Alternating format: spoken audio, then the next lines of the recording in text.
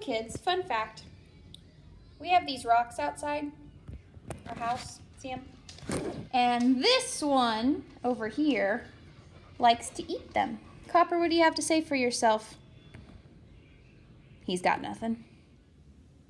Hey guys, it's Tuesday, which means it's time for another social studies lesson. I hope you all had a great weekend and are ready to start learning. We are officially two weeks. So we have this week, next week, and the week after that. So 3 weeks. We are officially 3 weeks away from the end of the school year. So yay, we are almost there. Don't let up now. I'm noticing a little bit of lack in assignments being turned in, so make sure, don't let up now. Even though the year's almost over, keep working hard, okay? So this week we are going to continue talking about World War II, all ending with a quiz on Thursday over World War II, what we've been talking about, that sort of thing. So let's go ahead and continue on. So on Thursday we said war had started, it was time, Europe was about ready to fight. And in the beginning, it was not all sunshine and rainbows for the Allies. We said Germany's invasion of Poland triggered the Second World War. Germany, Italy, and Japan are going to form an alliance called the Axis powers. And then against them stood the Allies, who were France, Great Britain, and other countries that opposed the Axis powers. So for instance, Poland would have been considered an ally. Germany struck first. Germany is going to be really kind of that surging force in the Axis powers. After defeating Poland, Germany is going to move to a series of several quick victories. They're just cranking through some of these countries and taking over. One by one, the countries fall. So right there we can see the Allies are losing ground already. France and Great Britain are kind of the two main allies, but they need all those smaller countries as well, and they're losing them. In June 1940, Germany invaded, and they're actually going to defeat France. They're going to take over the city of France, which was a big deal because this was one of the allies that were now in German control. In less than a year, all this is going to take place over a span of about 8 months. In less than a year, Hitler had gained control of almost all of Western Europe. Eastern Europe is more like we'll talk Russia, that area, and the surrounding countries. But Germany's taking over, and the Allies are losing ground because of it.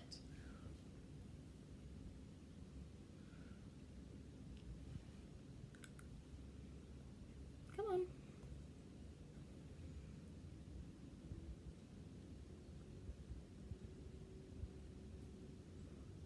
Okay, so after taking over France, Germany is going to set its sights on Britain. So they knew that Britain was one of the strongest allies, so they were going to turn to Britain next. German air forces are going to repeatedly, and I'm talking almost every single night, drop bombs on Britain and military targets. The Germans Hitler hoped that the British would surrender. But rather than surrender, the British persevered. They kept working. Life had to change in Britain. For instance, on their windows, they would tape or even connect to their curtain rods black fabrics, so that way at night they knew planes were coming. They would close all of their windows, turn off all the lights, and it would just be darkness. And then the German planes wouldn't be able to see what they were dropping bombs on. And it was a way to hopefully kind of halt the German attack. And also, children were being sent out of Great Britain. London specifically, a lot of children were sent to live out on the countryside, because The countryside was not being attacked as much as the cities were. So parents would find homes for their children. People would volunteer and say, hey, I have this extra room. Can I have a family of children, or like maybe brother, sister, come and live with me until the war is over? So these kids were leaving their homes and their families to go live somewhere else because of what the Germans were doing.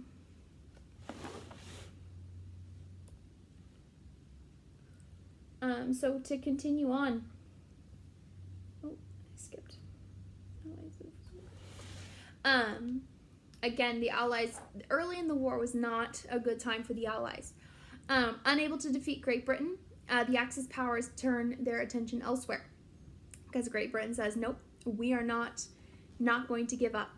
And as German troops marched into Eastern Europe, Italian forces invaded North Africa, so the very top of the African continent.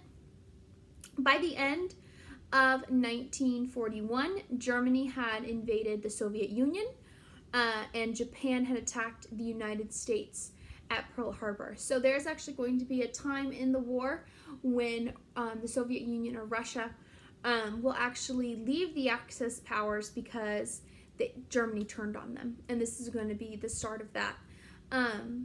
And then Japan is also going to stage an attack on the United States in Pearl Harbor, Hawaii, which was a military base. And at that point, the United States said, we will no longer stay neutral. We have entered the war on the side of the Allies. However, the Allies were losing. Like at this point, we weren't sure that the Allies would even win the war, but the United States was going to come in, fight alongside the Allies, and hopefully turn this war around.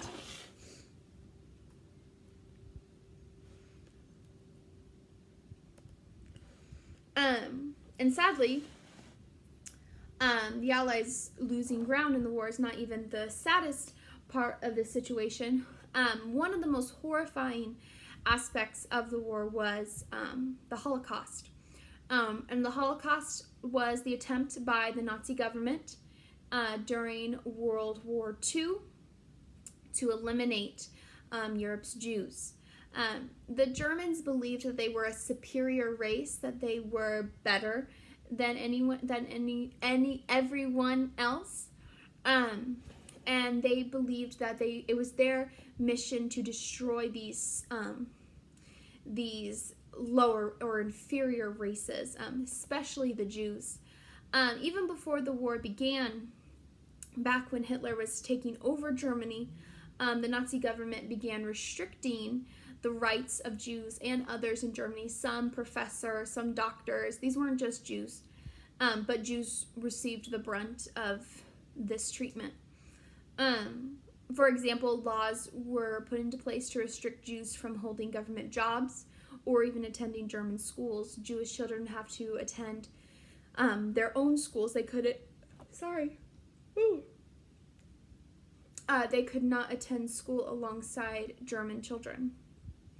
And Nazis are going to imprison millions of Jewish men, women, children in what were called concentration camps or work camps. Either of those names could work.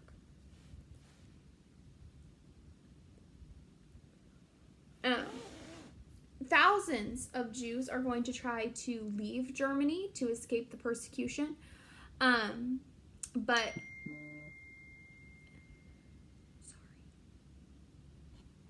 one second.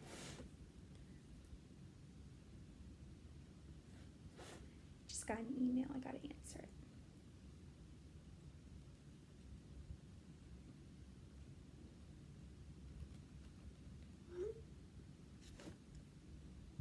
My bad. Sorry about that. Student turning in work. Gotta make sure they know I got it. Okay, sorry. But the Germans are actually going to make it so hard to leave their country. You're going to have identification papers. You're going to have papers to show that you're a German citizen. All these different things that would keep the Germans or the Jews from leaving Germany.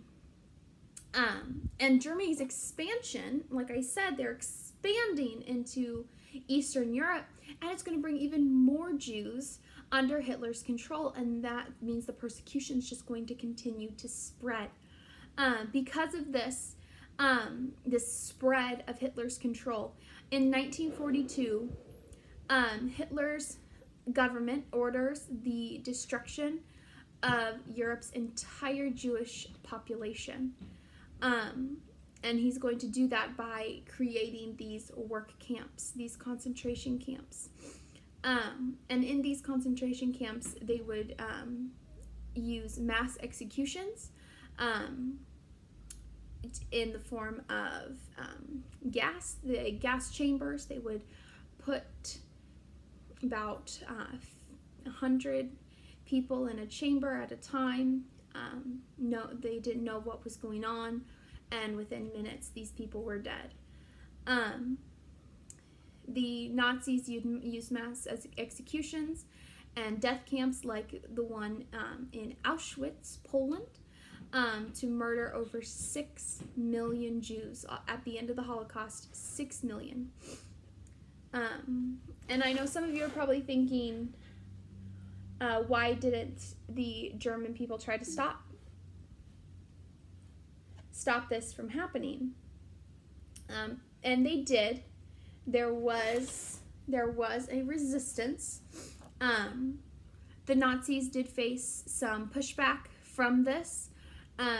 Jews were fighting back. For example, Jews in Warsaw, Poland, which is one of the countries that were taken under Hitler's control, staged an uprising. They tried to prevent themselves from being taken.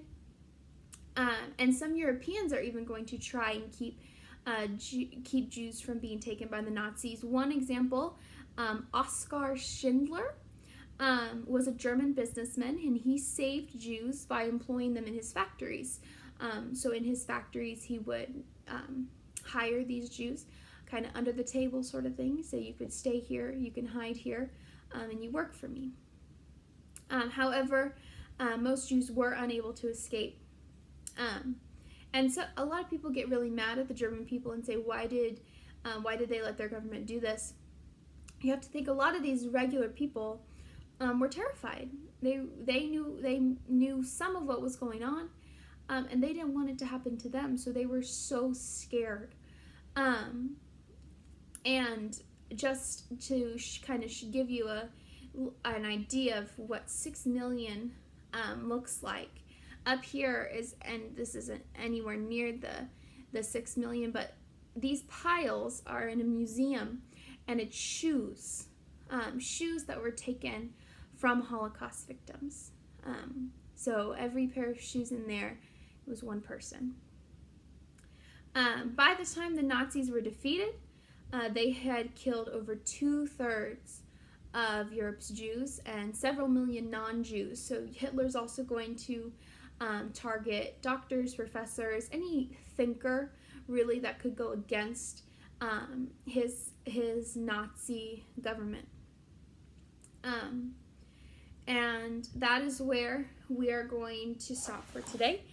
And we could spend weeks talking about the Holocaust and those things that happened at this time, but we have so little time.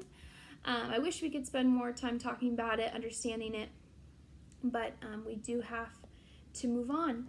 So, like every other day, there is an assignment. Please, guys, make sure you are completing the assignment. I'm having a lot of people turn in bell work and say, well, Mrs. Pearson, why didn't you grade my assignment? Well, because you didn't do it. You did the bell work, which is great. It's a great way to get started. That's what I want you to do. Bell work, then the assignment. But bell work is not your whole thing. One question is not what you're supposed to do for the day. You're supposed to do it all, okay? So, have a great Tuesday, and I will see you all tomorrow.